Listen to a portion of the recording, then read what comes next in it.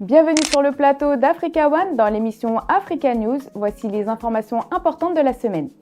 Au Gabon, la suspension des réseaux sociaux est effective depuis le 19 février avec des perturbations majeures sur les réseaux sociaux. Cette décision entraîne des répercussions économiques significatives.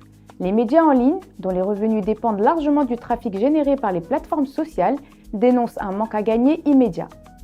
Le gouvernement sénégalais a adopté un projet de loi visant à durcir la législation contre l'homosexualité. Le texte prévoit de modifier l'article 319 du Code pénal, de doubler les peines de prison jusqu'à 10 ans et d'augmenter le montant des amendes. La réforme introduit également des sanctions contre toute apologie de relations homosexuelles.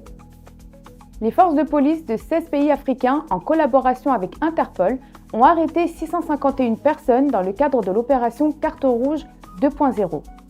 Cette action a permis de démanteler plusieurs réseaux de cybercriminalité responsables d'un préjudice estimé à plus de 45 millions de dollars avec 4,3 millions de dollars saisis. La Côte d'Ivoire a officiellement récupéré le tambour parleur Djidji Ayokwe, volé en 1916 par les colons français au peuple Hatchan lors de la cérémonie de restitution au musée du Quai Branly. Le rappeur français Naps, de son vrai nom Nabil Boukobza, a été condamné par la Cour de Paris à 7 ans de prison pour viol. Les faits remontent à 2021 lorsqu'une jeune femme de 20 ans a porté plainte, affirmant avoir été agressée dans une chambre d'hôtel parisienne alors qu'elle dormait. De son côté, le rappeur a soutenu qu'il s'agissait d'un rapport consenti. Il a annoncé faire appel de cette décision. Au Sénégal, des organisations de la société civile ont créé un collectif à la suite de la mort d'Abdoulaye Ba, étudiant de 21 ans tué le 9 février lors d'une intervention des forces de l'ordre sur le campus de l'université Cheikh Anta Diop.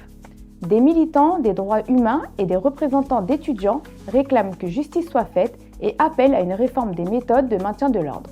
Le Maroc a annoncé son engagement au sein de la nouvelle force internationale de stabilisation à Gaza, évoquée à Washington par le président américain Donald Trump lors d'un conseil de la paix. Cette force vise à garantir la sécurité du territoire durant la phase post-conflit. Rabat prévoit l'envoi de troupes ainsi qu'un appui financier. La justice marocaine a condamné le 19 février à Rabat 18 supporters sénégalais et un Français arrêtés lors des heurts survenus pendant la finale de la CAN 2025 entre le Maroc et le Sénégal. Les peines prononcées vont de 3 à 1 an de prison ferme, assorties d'amendes. Les avocats de la défense ont annoncé leur intention de faire appel. Du côté de la Fédération sénégalaise de football, la décision suscite incompréhension et désarroi. La France confirme son statut de première destination touristique mondiale avec 102 millions de visiteurs étrangers accueillis en 2025, soit 2 millions de plus qu'en 2024. Les recettes du tourisme international ont progressé de 9%, atteignant un niveau inédit de 77,5 milliards d'euros. Merci pour votre attention, je vous dis à la semaine prochaine.